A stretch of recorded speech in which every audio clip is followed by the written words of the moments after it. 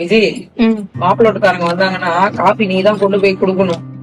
அவங்க எதுவும் தப்பா எடுத்துக்கிற மாதிரி வளவலன்னு பேசிட்டு இருக்காது, சரியா? அதெல்லாம் பேசினாலும் பேசுவா, அதான் வாய் மண்டலம் வரைக்கும் நீண்டு கிடக்குது. நீ மூடிட்டு இருடா. ஏய் ஏடி, மாப்பிள்ளோட்டுக்காரங்க வரும்போது என்ன பேச்சு பேசுற? சரவணா, அவங்க வந்துட போறாங்க, போய் வாசல்ல நில்ல.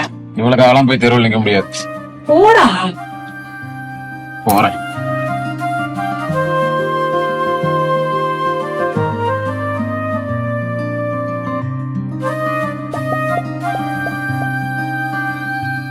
மாப்பிள்ள ரொம்ப நல்லா இருக்காருங்க. நல்லா பேசுறாரு. எங்க எல்லாருக்கும் ரொம்ப பிடிச்சிருக்கு. விஜய் மாட்ட தான் கேட்கணும். அவன் வந்தா அவள்கிட்டையும் கேட்டுறேன்.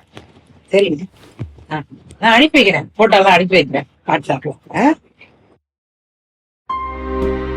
விஜய்மா, மாப்பிள்ளை பிடிச்சிருக்கா அவனுக்கு? பிடிச்சிருக்குமா?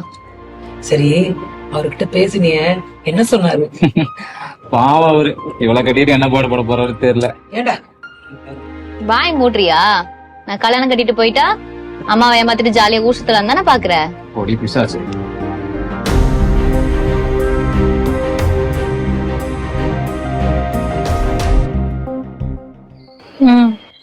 சொல்லு. நான் சொல்ல மாட்டேன். அதெல்லாம் முடியாது. நீ டாஸ் போற, நான் வந்துறேன்டா. அப்புறம் அதான் சாப்பிட்டியா? நடக்கட்டும் நடக்கட்டும், எல்லாம் நேரம். பொடி ஒன்னல மச்சான், இங்க ஒரு யூஸ்லெஸ். என் தம்பிதான்.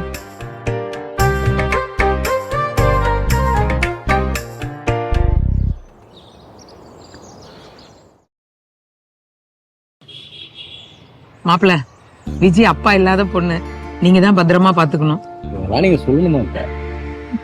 விஜய்மா, நான் சொன்னதெல்லாம் உனக்கு ஞாபகம் இருக்குல்ல? யார் மனசும் கோணாம நடந்துக்கமா, சரியா?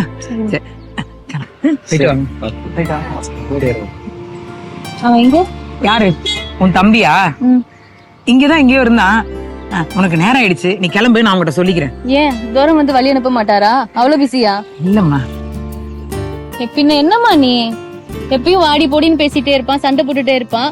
இப்ப கூட வாசல் வரைக்கும் வந்து வழி அனுப்பணும்னு மனசு வரல பாத்தியா?